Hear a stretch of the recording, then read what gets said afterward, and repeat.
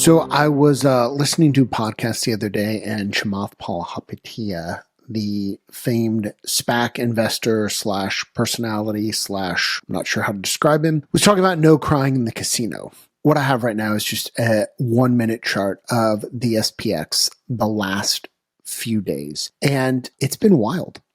I'm recording this mid-October 2025, and we've had a lot of days. Like last Friday, we started down around 66.20, went up, casual 50 points, finished down in the middle.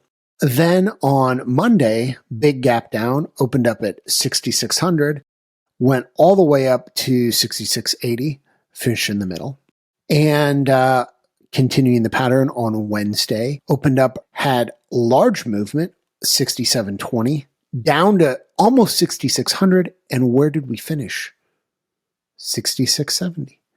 Not that far off where we opened here. Today, I'm just watching this crazy move. We opened at 66.89. We get in within sniffing distance of all-time high, 67.07. Go down. Is there a pattern here? Almost to 6,600. And right now, middle of the day, we're back up to 66.50. An absolute ripper to the downside. And again, right back up. Probably a painful trade if folks are not managing their position sizes accordingly. Premium is juicy, which is the one nice thing. So both VIX and VIX 9-day are elevated. And so at least there is a lot of room for options, i.e. a 25-cent put at the beginning of the day today on Thursday, October 16th was several hundred points out of the money. So there is room. That being said, these are interesting times. And these interesting times made me think of this backtest, which is from the OO show and is actually originally from some other content that we've done. I think this was originally in the Build a Backtest portfolio class, possibly. Actually, I'll link that class below. It's actually a different RIC in that class. And so the first thing I want to do is let's just update this bad boy to the present because it directly relates to what we're talking about. And this actually is a condor. Now, this is a long condor or a reverse iron condor, affectionately known as a RIC. Shout out to Navigation Trading for popularizing that terminology, that vernacular. So this is a long condor. So you are buying the guts, selling the wings. And what's interesting is it's done okay. It's done okay this year. I think now that I'm keeping the allocation the same as we used on the show just for consistency. I'd probably backtest this at a higher allocation and also a one lot to see the drawdown and then to smooth out recency bias. What we did with this backtest is we added this VIX move down, a minimum of 1%. And what I want to contrast is what happens if you take that back out, because it directly relates to those charts we were looking at. All that intraday move and chop has been really interesting. And I think what we're going to find is that VIX move has kept this from some losers.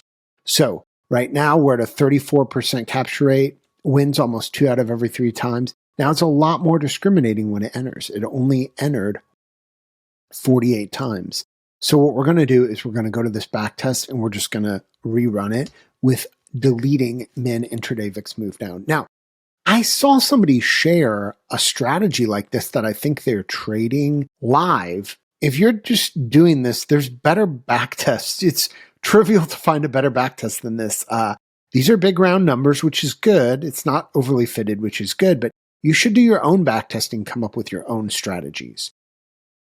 And as you can see, this bears out the thesis that min intraday VIX move down has been a really good indicator in the age of Trump and tweeting, because it has kept a lot of bad trades from going on. So this is traded almost twice as much. This is what I call a broker trade. The MMs love this trade. Brokers love this one trade. You're barely green. You're making a little bit of money, but the brokers and the market makers are getting paid every trade. And if we look at it, what will be interesting is I bet we'll see some times when the trade has been up quite a bit and then loses. Yeah.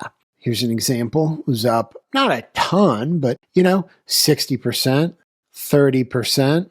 There are these times This one was up 140%, certainly didn't close there. There are these times, it was up 40% here, where we've had a lot of mean reversion in the market. And that's what I'm looking at on this is these times when we had huge moves. Now, it's not all the time.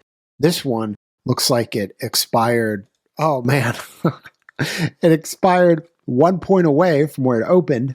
You never were doing well on that one. But there's a lot of these where we've had a good move and it's just mean reverted, and then it kind of dies in the middle. And so it's just this idea that this 1% has really made a difference. And in this era of these Trump tweets, which move the market, but then there's also a lot of chop. So if you're somebody who's long a certain direction, it could be painful at times. And for those folks who are just doing short premium, who are just selling premium all day long, might be interesting to integrate some positive expectancy, long volatility strats. And like this one here, you can have some discretion when entering in. If we run this back to dailies, we will see. And again, find the backtest that works for you. This backtest, this backtest is just using percent. This is going to be one way to do it, but this is a world-class backtester and it's trivial to run these. So again, we're floating the entry, waiting for the VIX move down. We also have an overnight move down, but there's no filtering other than that. So the thesis is simple. Did VIX move down during the day? And was it on a day that VIX also moved down overnight? So premium wasn't juiced going into the thesis is just a very simple premium wasn't overly juiced going into the morning. And as the day went on, premium baked off as VIX dropped. Now, VIX is not 100% analogous to 0-day premium, but this is a good, easy way to get the direction right. The other thing that we have on this is we do have a max premium filter. Because we're using percentages, these percentages are going to be wildly different costs depending on the VIX environs. So this max premium will help keep things reasonable. You can play around. There's different ways of keeping things reasonable. You could use a delta, but those are basically the only filters. You've got this and this. And the trade, other than that, it's very simple. It's a ride or die. So you can see the results here, and you can see we're in its fourth year now. It's done okay. So if you're somebody who's struggling with this crazy movement and you're maybe short premium, might be interesting to take a long debit trade and see how that does in your portfolio. As a reminder, you can backtest a couple dozen strats at the same time in Option Omega on our world-class backtester. If you're interested in more options content like this, make sure you check out the OO show. That's where this test came from originally. I will drop a link in the box below to this sample backtest. Again, run your own backtests. You are the user. You can do what makes sense for you. And we will see you on the OO show every market day on this YouTube channel right here. Thank you so much.